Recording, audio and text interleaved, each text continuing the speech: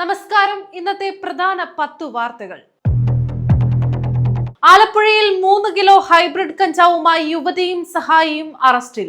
വിപണിയിൽ 3 കോടി രൂപ വിലമതിക്കുന്ന ഹൈബ്രിഡ് കഞ്ചാവാണ് പിടികൂടിയത്. പിടിയിലായ തസ്ലീമ സുൽത്താനയ്ക്ക് സിനിമാ മേഖലയിലെ ഉന്നതരുമായി ബന്ധമുണ്ടെന്ന് excise deputy commissioner S Vinod Kumar.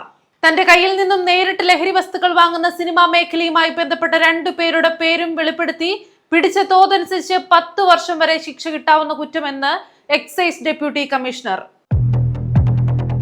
Indian മഹാസമുദ്രത്തിന്റെ പടിഞ്ഞാറൻ മേഖലയിൽ നാവികസേനയുടെ വൻ ലഹരിവേട്ട. ഇന്ത്യൻ നാവികസേന നടത്തിയ പരിശോധനയിലാണ് 2500 കിലോ വരുന്ന ലഹരി വസ്തുക്കൾ പിടികൂടിയത്. ഇക്കഴിഞ്ഞ ജനുവരി മുതൽ ഇന്ത്യൻ മഹാസമുദ്രത്തിൽ വിന്യസിച്ച യുദ്ധക്കപ്പലായ INS തർക്കാഷാണ് വൻ ലഹരി സംഘത്തെ കുടുക്കിയത്. ഞായറാഴ്ച പട്രോളിംഗിനിടെയായിരുന്നു ബോട്ടുകൾ തടഞ്ഞ് പരിശോധന നടത്തിയത്. ബോട്ടിലുള്ളവരെ കസ്റ്റഡിയിലെടുത്തു. ഇവരെ മുംബൈയിലേക്ക് എത്തിച്ച് മറ്റ് നിയമ നടപടികൾ സ്വീകരിക്കും. ലോകവിപണിയെ ഒന്നടങ്കം മുൾമുനയിൽ നിർത്തി US പ്രസിഡന്റ് ഡൊണാൾഡ് ട്രംപിന്റെ പകരച്ചുങ്ക പ്രഖ്യാപനം ബുധനാഴ്ച. ഇറക്കുമതി ചെയ്യുന്ന $3 ലക്ഷം കോടി വില വരുന്ന ഉൽപ്പന്നങ്ങളിൽ ഭൂരിഭാഗത്തിനും 20% തിരികെയാകും ട്രംപ് ചുമത്തുകയെന്ന റിപ്പോർട്ടുകൾ പുറത്ത്. അധികാരത്തിലേറിയതിനു പിന്നാലെ കാനഡ, മെക്സിക്കോ, ചൈന എന്നീ രാജ്യങ്ങളിൽ നിന്നുള്ള ഉൽപ്പന്നങ്ങൾക്ക് അധിക തിരിവ് ചുമത്തി ട്രംപ് വ്യാപാര യുദ്ധം നേരത്തെ പ്രഖ്യാപിച്ചു കഴിഞ്ഞിരുന്നു. വഖഫ് ഭേദഗതി ബില്ലിന്മേലുള്ള ചർച്ചയിൽ BJPയെ പരിഹസിച്ച സമാജ്വാദി പാർട്ടി അധ്യക്ഷനും കനൌജ് MPയുമായ അഖിലേഷ് യാദവ്. BJP ദേശീയ അധ്യക്ഷ തെരഞ്ഞെടുപ്പിനെ ചൊല്ലിയായിരുന്നു പരിഹാസം. അഖിലേഷിന് മറുപടിയുമായി കേന്ദ്ര ആഭ്യന്തരമന്ത്രി അമിത് ഷായും രംഗത്തെത്തി.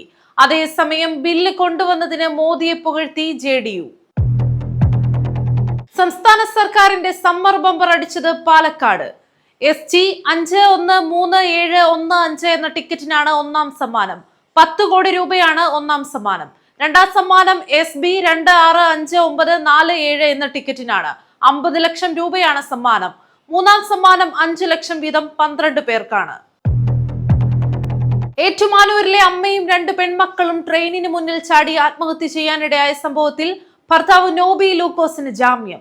രാജ്യം വിട്ടുപോകരുത്, അന്വേഷണ സംഘത്തോട് സഹകരിക്കണം, അന്വേഷണ ഉദ്യോഗസ്ഥർ വിളിക്കുമ്പോൾ ഹാജരാവണം തുടങ്ങിയ പൊതു ഉപാധികളോടെയാണ് ജാമ്യം. 28 ദിവസത്തിന് ശേഷമാണ് നോബി ജയിലിൽ നിന്നും പുറത്തിറങ്ങുന്നത്. തിരുവനന്തപുരം സെക്രട്ടേറിയറ്റിന് മുമ്പിൽ 52 ദിവസമായി സമരം ചെയ്യുന്ന ആശമാരെ 3ാം ഘട്ട ചർച്ചയ്ക്ക് വിളിച്ച് സർക്കാർ. വ്യാഴാഴ്ച വൈകിട്ട് 3 മണിക്ക് ആരോഗ്യമന്ത്രി വീണ ജോർജാണ് സമരക്കാരുമായി ചേംബറിൽ ചർച്ച നടത്തുന്നത്. കഴിഞ്ഞ ദിവസം ഡൽഹിയിൽ കേന്ദ്ര ആരോഗ്യമന്ത്രി JP നഡ്ഡയുമായി കൂടിക്കാഴ്ച നടത്തി തിരിച്ചു വന്നതിന് പിന്നാലെയാണ് ആരോഗ്യമന്ത്രി വീണ ജോർജ് ആശമാരെ ചർച്ചയ്ക്ക് വിളിച്ചിരിക്കുന്നത്.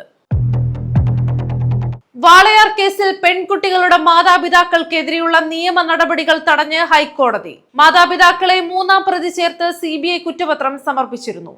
6 കുറ്റപത്രങ്ങളിലാണ് മാതാപിതാക്കളെ പ്രതി ചേർത്തിരുന്നത്.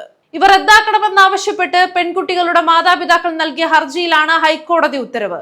ഹർജിയിൽ ഹൈക്കോടതി അവധിക്കാലത്തിന് ശേഷം വിശദമായ വാദം കേൾക്കും. കേരള ബ്ലാസ്റ്റേഴ്സിന്റെ പുതിയ പരിശീലകൻ ദവീദ് കറ്റാല ടീമിനൊപ്പമെത്തി. ഞായറാഴ്ച പുലർച്ചെ എത്തിയ Spanish coach Kaloor Nehru stadium സന്ദർശിച്ചു. സൂപ്പർ കപ്പിനൊരുങ്ങുന്ന ബ്ലാസ്റ്റേഴ്സിന്റെ ചുമതലയുമേറ്റു. CEO അബീക് ചാറ്റർജി കോച്ചിന്റെ പേരെഴുതിയ മഞ്ഞ ജേഴ്സി നൽകിയാണ് ദവീദിനെ വരവേറ്റത്.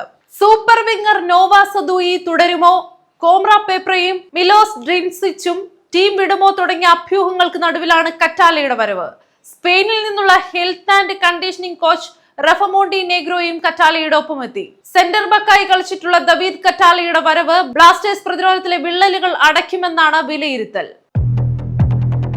രാജസ്ഥാൻ റോയൽസ് ക്യാപ്റ്റനായി മലയാളി താരം സഞ്ജു സാംസൺ ഉടൻ ചുമതലയേൽക്കും. സഞ്ജുവിന് വിക്കറ്റ് കീപ്പറാവാൻ BCCI അനുമതി നൽകി.